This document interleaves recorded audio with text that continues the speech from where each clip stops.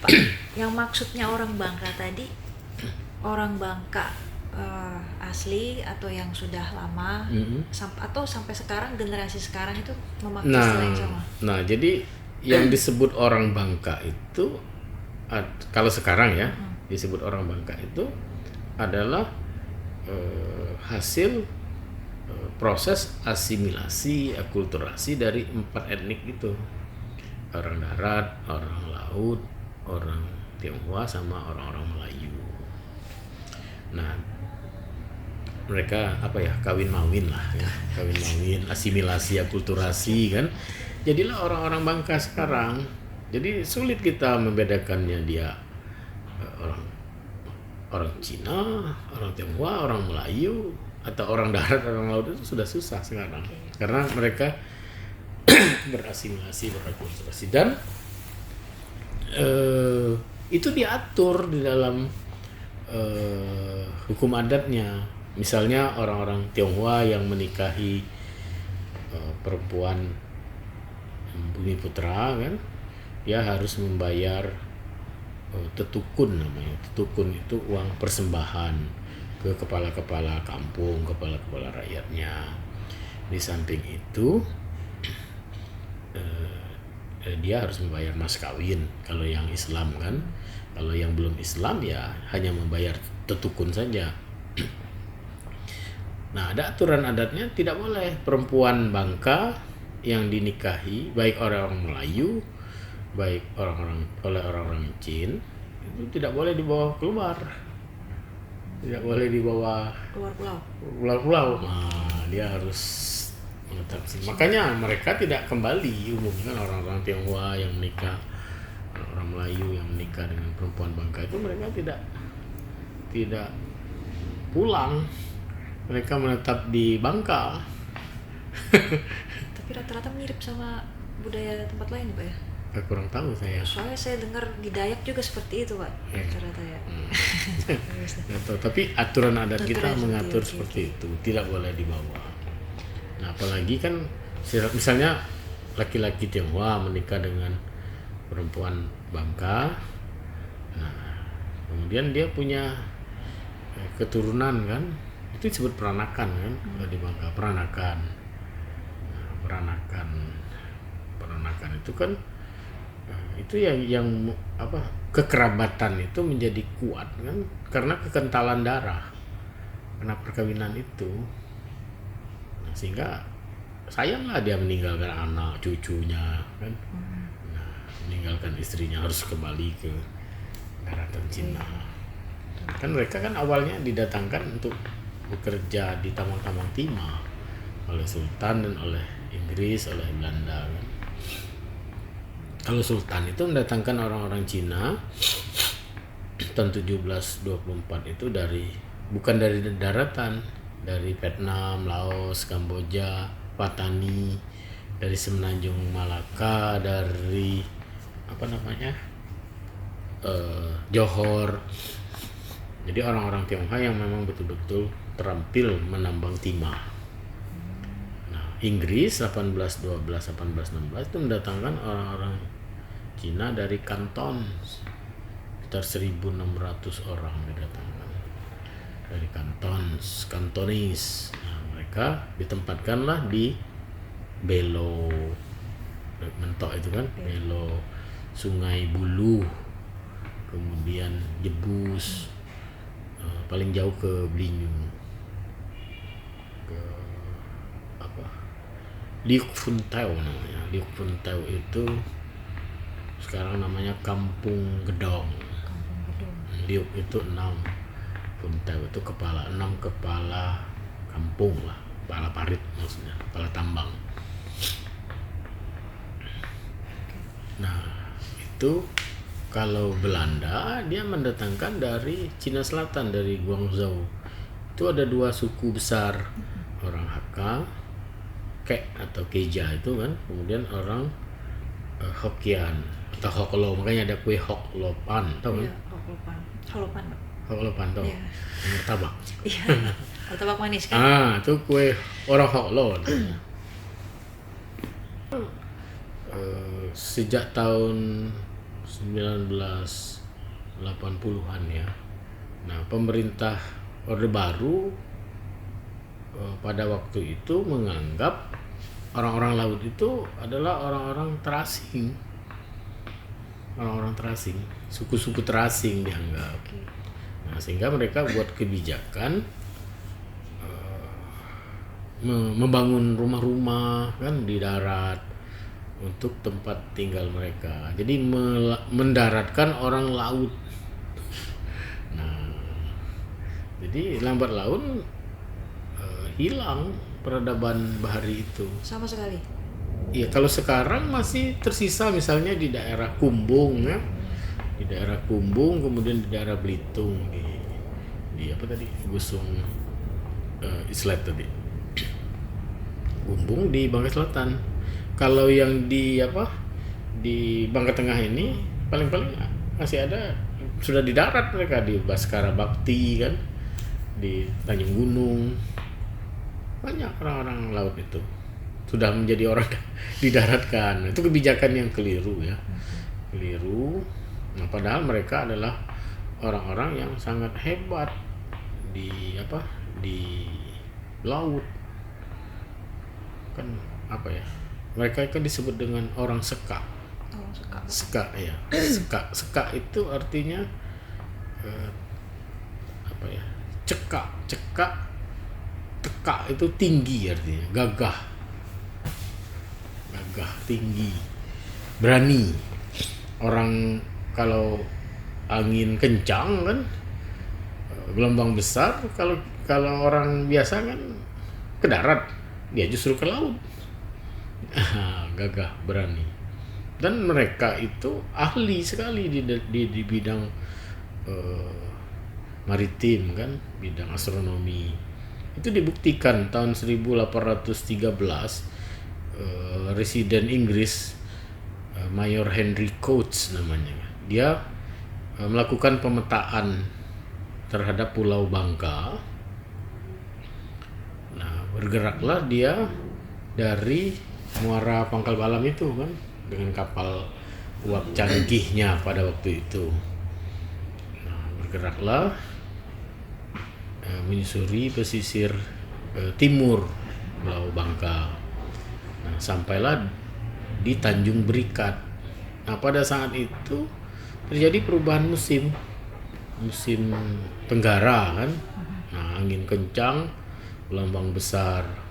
Tertahanlah MH Coates itu selama 2 malam, tidak bisa berlayar. Nah, sampai dia menemukan kepala batin orang seka dari Lepar, yang kemudian diminta bantuannya untuk memandu kapal Inggris. Nah, berlayarlah mereka pada malam hari. Terpetakanlah beberapa wilayah kan, kemudian memutar secara ekstrim dari pesisir timur ke pesisir barat sampai ke Tobuali. Nah, makanya ada peta Horsfield ya, peta Horsfield itu peta Inggris. Sudah pernah ke Teens Gallery? Sudah. Nah, kan ada peta tuh, ya. Kan saya yang ngasih tuh peta. Nah, itu kan beberapa di situ kan ditulis kan, beberapa beting, gusung, pulau, muara tidak bisa terpetakan dengan baik. Nah, karena musim tenggara itu peta besar loh. Ya. Nah, kalau itu saya ngasihnya ke Teens Gallery karena saya yang bikin konsep pengembangan gedung itu. Hebat mereka. Dan pada saat perang rakyat Bangka yang dipimpin oleh Depati Amir tahun 1848 sampai 1851, itu perangnya bukan hanya di darat, perangnya di laut. Nah, jadi orang-orang seka dengan perahu-perahu gobangnya itu menyerang kapal-kapal Belanda. Laut Jawa itu menjadi tidak aman. Nah, tokohnya itu batinnya disebut dengan Mak Sarima Mak Cirbu namanya. Mak Sarima, Mak Cirbu. Mak Sarima dan mereka merampas kapal-kapal Eropa di Laut Jawa. Mereka serahkan kepada Deputi Amir kan, dan Deputi Amir menjadi senang dan Laut Jawa itu menjadi tidak aman. Makanya Belanda kemudian mengirimkan kapal-kapal perang uap yang canggih kan, kapal Onrus, Bromo, Cipanas dikirimnya ke Bangka kan, yang berlabuh di Teluk Kelabat, berlabuh di Selat Gaspar tadi, ya, untuk mengamankan wilayah laut. Perangnya hebat seperti itu. Artinya mereka memang menguasai bahari atau laut itu dengan baik. Cuma sayang peradabannya hampir punah. Itu ditandai dengan punahnya bahasa mereka. Jadi kan ada 6 dialek bahasa itu tuh. Saya beli di mana? Beli di KITP dulu. Ini kan skat Talskat nih, peta bahasa residence Bangka. Jadi ada 10 distrik kan, ada 31 under distrik. Nah, ini disusun oleh KF Hole. Tahun 1889. Nah, beliau ini meneliti bahasa di Hindia Belanda lah selama 40 tahun. Nah, dan salah satu hasilnya dia memetakan ada 6 dialek bahasa di Pulau Bangka. Ada darat dialekten kan. Nah, ini darat dialekten, kemudian ada Melayu Bangka dialekten, ada Riau Lingga dialekten, nah ada Chinese dialekten, ada Maporis dialekten di Mapur, kemudian ada nih ini Ska dialekten. Ska. Ya, ini Ska. Ini dah bahasanya, penuturnya tidak sampai 1000 orang lagi. Dan kalau menurut standar bahasanya, jumlah penutur yang tidak sampai 1000 orang itu, bahasa itu sudah sekarat, terancam punah. Nah, harus dilakukan langkah-langkah penyelamatan terhadap bahasa mereka. Nah, yang jadi masalah juga kan,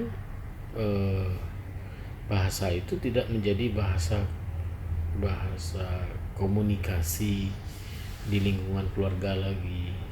Di sekolah juga enggak. Muatan-muatan biasanya enggak. ada. Nah, harusnya kan begitu. Jadi harus ada langkah-langkah penyelamatan lah dari pemerintah untuk menyelamatkan bahasa itu. Termasuk tradisi mereka. Mereka punya 2 tradisi yang terkenal. Yang pertama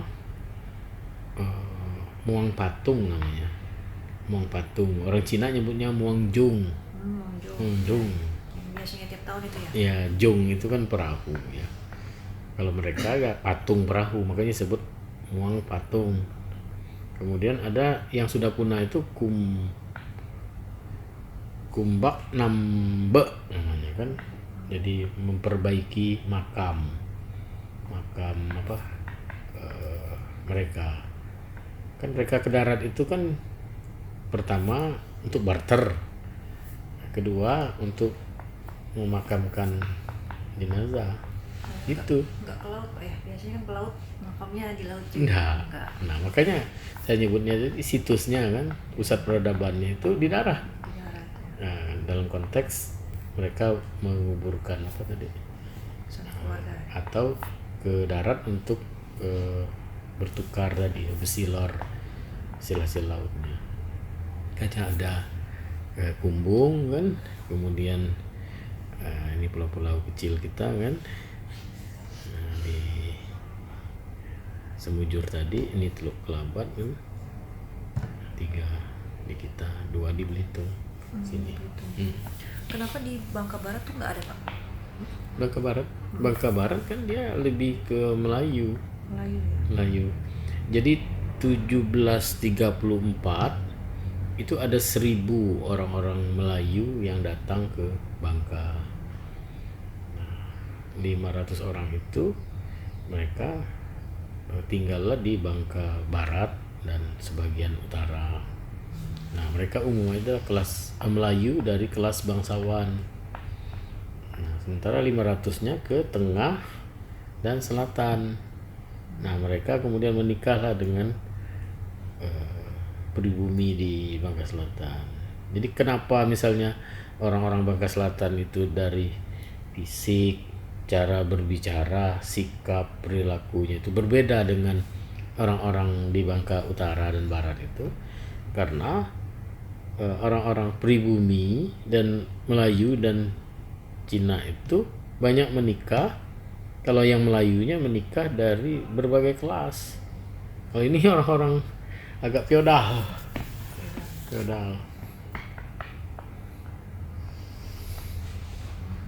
Jadi kalau untuk yang benar-benar masih murni pribumi itu nggak ada lagi. Nggak ada lagi. Jadi masing-masing ada wilayah di Bangka namanya wilayah Mapur itu kan. Nah, Mapur itu ada beberapa kampung yang masih tersisakan seperti Abik, Pejem, Tengkalat, Benak. Itu orang-orang darat cuma orang-orang darat yang masih sedikit mempertahankan adat istiadat dan tradisi orang daratnya. Tetapi mereka terkait dengan agama ada yang Islam, ada yang Konghucu, ada yang Protestan, ada yang Katolik, ada yang agama adat masih ada. Nah, adat dan tradisi mereka ada yang di umumnya di darat. Kalau orang-orang laut itu masih di sinilah di Kumbung inilah masih.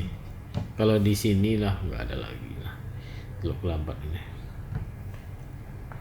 Ada batinnya yang masih diakui orang sampai sekarang, batin sekanya di Baskara Bakti namanya Pak Batman namanya Pak Batman. Ya pinter apa?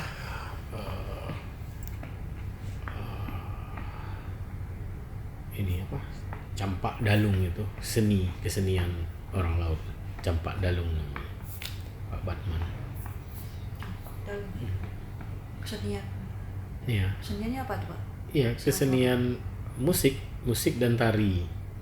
Sebelum mereka upacara muang patung itu, nah mereka ada hiburan musik, tari sama syair kan, Campak Dalung namanya. Berarti ini Pak, kalau terkait tadi kesenian dan termasuk mungkin salah satunya tari Pak ya, itu bergerakannya ada perbedaan nggak Pak antara masing-masing? Enggak, sama. Sama ya? Sama. Sebab kan apa istilahnya kan? Ada istilah menyebut tukar bini ya Pak. Tukar. Apa ya? Sebenarnya itu pandangan kita terhadap mereka. Sebenarnya mereka tidak. Jadi mereka kalau ada upacara itu kan mereka kan misalnya upacaranya di Kumbung, yang dari Belitung dari ini kan ke sini semua. Nah, begitu juga kalau acaranya di Semujur kan. Nah, mereka berkumpul. Nah, kita melihatnya pada saat mereka berkumpul itu kan mereka berkenalan kan. Berkenalan apa segala macam. Nah, tetapi dalam kelompok mereka, nah kita melihatnya tukar bini orang ini kan tidak, maksudnya mencari istri kan dari cari jodoh Pak. Ya jodoh ya. Nah, jodoh dari orang laut juga. disebut tukar bini oleh orang kita kan, padahal bukan. Itu berarti kesenian kayak gitu tuh ada pelestariannya. Ada, kalau di Bangka Tengah itu ada Pak Batman, itu dia yang melestarikannya. Bentuknya apa Pak melestarikannya? Iya, dia punya punya sanggar gitu. Punya sanggar, punya kelompok kesenian kan. Dia sering tampil. Gitu. Tapi hanya di situ aja Pak ya? Ada juga di pulau ini, di Pulau Liat. Pulau Liat, orang nyebutnya Pongo. Itu ada kesenian tari Gajah Menunggang. Gajah Menunggang. Udah tarian-tarian yang ritus yang ditampilkan sebelum mongjong. Mongjong itu kan melarung patung perahu kan, yang diisi dengan hasil-hasil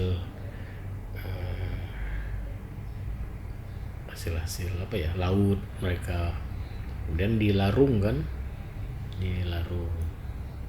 Nah, kalau di sini kan dia ngelarungnya ke Laut Jawa, kalau di sini kan sampai ke Pulau Tujuh. Nah, Pulau Tujuh, kalau sudah lewat Pulau Tujuh berarti upacaranya berhasil. Mereka bisa memantau secara kosmologis hari ini keberadaan patungnya di mana. Patung itu nanti maksudnya? Dilarung. Dilarung aja sampai tenggelam atau gimana? Iya, dia berlayar sendiri secara mistis kan, layar sendiri. Nah, nanti kan dibawa oleh arus, dibawa oleh angin. Kalau dia sudah lewat Pulau Tujuh, Citsu gitu kan, Pulau Tujuh yang jadi sengketa Bangka Belitung dengan Kepri ya, dengan Lingga itu. Nah, secara budaya sebenarnya dia masuk ke wilayah kita. Karena apa? Kalau pelarungan jungnya sudah lewat, baru yang gak berhasil kan. Nah, yang di sini bahaya kan, sampai ke Pulau Karimun Jawa kan bahaya kita. Itu gimana tuh Pak? Enggak lah. Tapi dalam kosmologi mereka ada sampai pulau mana begitu kan. Tapi benar-benar dilepas aja ya? Iya, dilepas. Kan kayu-kayunya itu, misalnya kayu jeluk antu. Nama cuma kayunya jeluk antu kan. Mungkin di kayu itu ada antunya. Kan disebut kayu jeluk antu. Ada, memang ada. Tak pernah dengar? Pernah. Kayu jeluk antu itu yang digunakan kan. Saya juga awalnya kan, kenapa kayu ini disebut jeluk antu kan? Nah, rupanya itu digunakan oleh orang-orang laut, orang-orang Sekak untuk bikin patung perahunya. Ada juga limau antu kan, jeruk antu orangnya, jeruk. Nah, itu juga digunakan untuk untuk memantrai, dicampur dengan air untuk naber ladang. Ada kata hantunya. Iya. Saya dulu juga sempat pernah ikut yang Buangjong itu. Di mana? Di itu Pak, di Kumbung. Iya, di selatan ya. Iya, di Kumbung ya. Saya dulu mikir itu perahu dibiarin. Iya. Itu sampai kapan gitu? Iya, sampai berhasil itu apabila ada wilayah kosmologis tertentu ya menurut mereka berhasil. Kalau di sini saya taunya Pulau Tujuh. Pulau Tujuh. Berarti kan ini pas sampai Bawean, udah tahu udah saya. Jauh bener Pak. Bawean. Mantap juga itu berarti. Sampai Madura sono. Iya. Kalau Belitung kan mungkin sampai ke Pulau Karimata. Iya. Tahu kan? Iya. Kalimantan itu. Karimata itu masuk wilayah kosmologis mereka. Orang laut. Jadi mereka mengalirnya ke utara ya. Iya. Nah, kita aja beri namanya orang dulu ada peta yang lebih tua. Ini bukan Chinese Z Van Borneo harusnya ini. Ya, Laut Kalimantan. Kemarin kan sempat diganti Bu Susi itu Laut Natuna Utara kan. Kalau yang Iya, sana. iya. Laut Natuna. Sebenarnya bagusnya ini Laut Borneo, Laut Kalimantan. Karena selat ya Pak ya? Iya. Nah ini kan banyak selat ini, selat-selat semua. Kalau untuk kebudayaan tadi Pak, apa ya, ada aturan nggak Pak? Misalkan tariannya atau musiknya itu harus berapa hari, harus bagaimana gitu? Kalau orang laut kan dia tarian sakralnya itu tadi kan campak dalung itu. Nah kemudian upacaranya kan Moang Patung tadi, Moang Jong. Nah hanya ditampilkan pada saat upacara itu. Nah sama orang darat juga kan dia punya tari-tari sakral itu, misalnya tari seramo, tari serimbang, tari kedidi, tari campak darat ya. Nah beda dengan campak laut orang dalung tadi kan. Itu sebenarnya tari-tarian untuk ritus, untuk upacara adat.